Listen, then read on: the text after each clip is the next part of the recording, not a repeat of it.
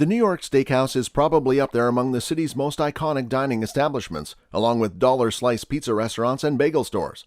When a medium-rare steak, a side of creamed spinach, and glasses of red wine or martinis are on the menu, many customers consider it to be a night out. Popular old favorites and brand new establishments offer options for every type of steakhouse experience from Midtown to Brooklyn. Hello everyone and welcome back to Luxury Travels. Don't forget to subscribe to our channel and press the bell icon. With that being said, let's get started. Generally found in North America, a steakhouse, or chop house is a restaurant that specializes in steaks and chops. Additionally to steak, contemporary steakhouses may also provide other meats such as poultry, roast prime rib, veal, as well as fish and other shellfish. What exactly does a steakhouse have to offer? Is New York famous for steakhouses? And what is the history of such steakhouses? Chop houses, which offered individual servings of meat known as chops, first appeared in London in the 1690s. Despite the new cooking techniques from the continent that were becoming popular, the traditional essence of the cuisine served was steadfastly preserved during the later 19th century. Usually only men may enter the houses. As a change from conventional inns and pubs, the steakhouse first appeared in the U.S. in the middle of the 19th century. Steakhouses can be upscale, formal, or casual dining establishments. London's oldest chop house, with its origin 19th century furnishings, Simpson's Tavern, is regarded as a London institution.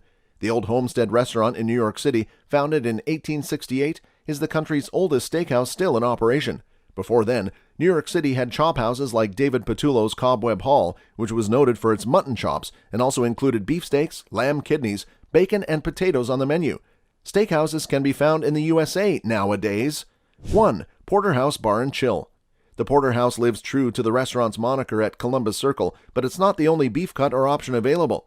Along with traditional steakhouse fares like thick slab bacon, crab cakes, and various dry-aged meats, the menu also includes upscale additions a la Monaco, such as butter poached lobster. There are also Wagyu steaks that cost more money.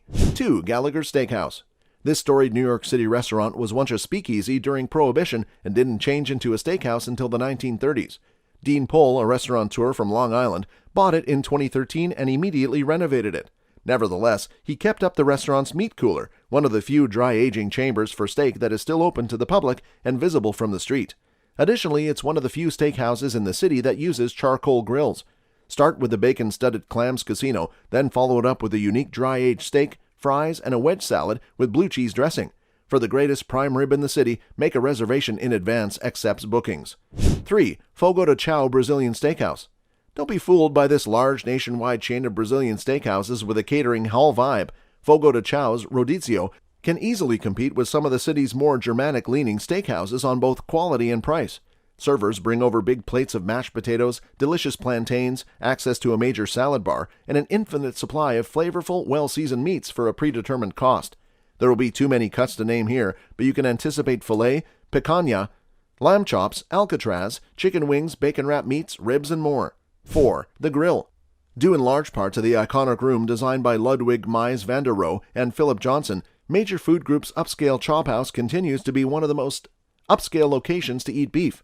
The Grill provides a few expensive steakhouse classics within a larger diversified menu that includes caviar, gumbo, and Dover sole. You may anticipate Montauk oysters, little neck clams, a fantastic crab cake, it better be at $49, roast prime ribs with devil bones, $87, enormous New York strips, $91, bigger porterhouses, $225, and a selection of sides like hash browns, cottage fries, and mashed potatoes. So, are these steakhouses worth a visit? Will these steakhouses go old-fashioned? What are your views on this? Anyway, that's it for today's video. We hope you liked the video. Make sure to give it a thumbs up, and for more such content, subscribe to the channel. We'll see you at the next one.